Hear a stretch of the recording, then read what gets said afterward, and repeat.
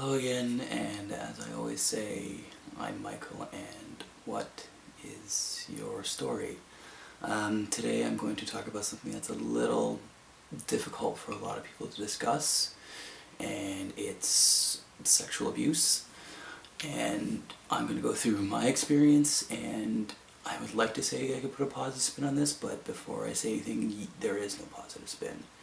No one, and I mean no one, should have to go through any form of sexual abuse, be it verbal, physical, emotional, in any sense. Anything from just inappropriate touching to full-on sexual assault.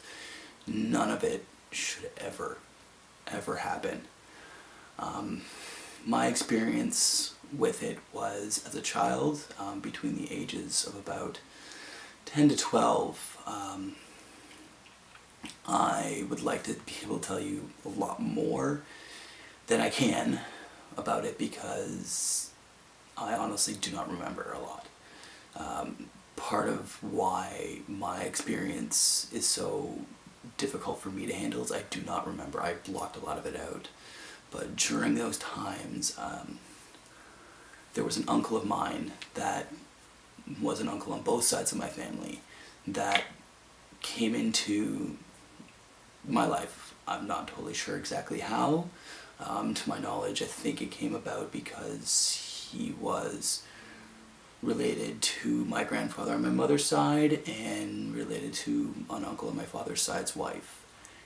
And somehow it came about, and he was an older gentleman who took an interest in me, doing things like taking me camping, taking me different places around the city, things like that. And at the time, I really would never have been aware of what was happening. And you can't, when you're a child and it's family, you believe that your family would never try to do anything to harm you in any sense.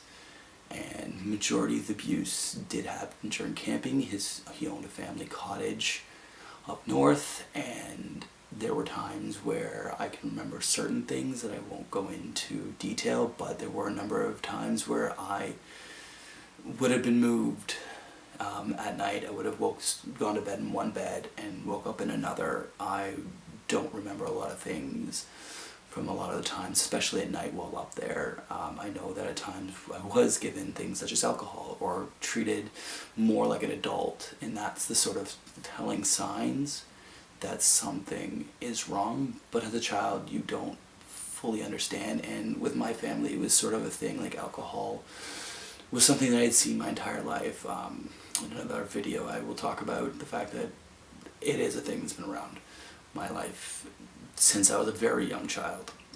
So for me, it was no different of a situation. And yes, it occurred for a number of years. It got progressively worse. I'm not entirely sure what entirely happened. I know that things did happen because I have regressed a lot of that memory. And because of that, I've actually regressed a good chunk of my childhood. I do not remember it. But what I have been able to do is the first step to becoming not a victim but a survivor of it. Is the first step came when I was about 12, when I finally was able to say, I don't want to do this anymore. I felt uncomfortable with the entire situation. I wasn't entirely sure what was happening, but I knew something was wrong. So I was able to tell him no. And that was the first big step. The next thing that kind of happened, and it's not exactly a step in any direction, was he was a much older gentleman and he passed away.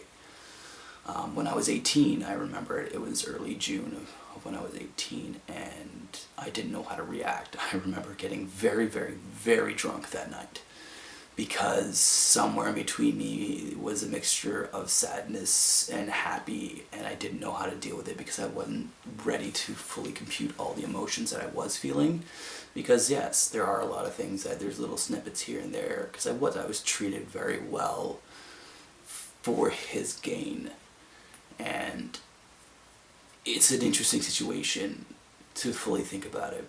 But in the end, the real change came when I was about 25, when I finally had a moment with a friend who's a great friend of mine, and I am so thankful for what she's done for me, was I finally was able to admit to it, not vocally. I was not able to say anything, but I had to actually write it out on a piece of paper. That's the only way I could say anything.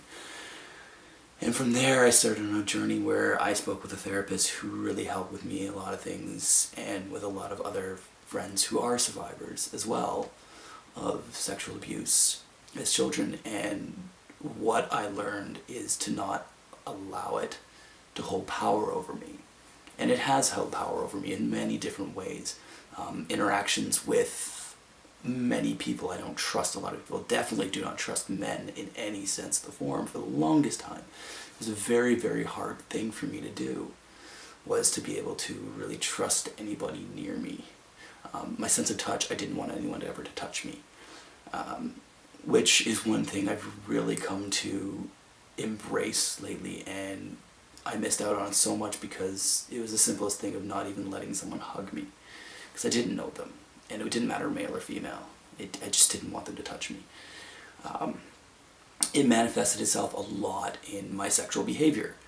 Over the years, there have been times where during having sex, I would be enjoying it, but by the end of, shortly after, I would feel extremely dirty. I would feel like I was used. I would feel just what I did was wrong, and I couldn't describe or explain why. And there would be times where it would happen about once or twice a year for a number of years that I didn't want anyone to you couldn't touch me. I'd be with a girlfriend and I wouldn't want to be any which way at all sexual with her at all, because for a period of time, about a week, I would feel like it was just all wrong. And what it led me to is, of all things, partially into the kink and fetish community, where I've learned from them and a lot of people in it that it isn't wrong, and sex is never wrong if it's consensual. No matter what you're doing, if both parties are enjoying it, it's never wrong. And so what if some of the things I do my friends find really weird, or the fact that my sense of touch is very different now, where different styles of foreplay are much more arousing to me, because it's not that it's a sexual thing, but more or less, well, it is a sexual thing, but at the same time it's a trust issue where I can actually give that person all the trust. And in the end, it allows me to embrace myself as raw as possible and be vulnerable again, which is a very liberating thing to actually be able to do, is to be vulnerable. And in a situation like that is amazing. And that's kind of what it led to me is. I don't have any very weird and strange fetishes or kinks, but it's more of, I enjoy playing, is the easiest way to say, because I'm not expecting anything. I'm not expecting it to be a certain way, or nothing is ever wrong to me. It's more, what may I like or may not like, and it's opened a large world to me.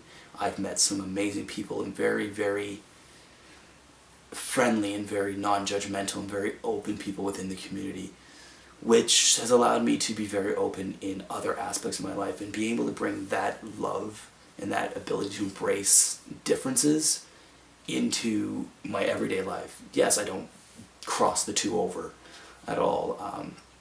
I have been with people who by day are the sweetest, kindest people you've ever met in your life, and by night they might be into some of the weirdest things you've thought in your life, but I don't judge them, because who they are in private and who they are in public are two different people. And it's not up to me to judge what somebody enjoys. And that's what it's led me to, is that I'm able to say that I am a survivor, that I can talk about it, and I will help and allow anyone else to speak to me about it. And it's driven me to be able to understand myself, and understand myself sexually, and understand what I enjoy and who I really am right now, without having to be able to deny myself something because I feel it's wrong or it's dirty, because it's not. So that's just another portion of my story, and as I always say, if you want to, you can always tell me what's your story. I'm going to add something here. If you like it, like it. If you want to subscribe, subscribe. I'll have a lot more content. There will be other things eventually, who knows. So if you come back, I'll be very thankful.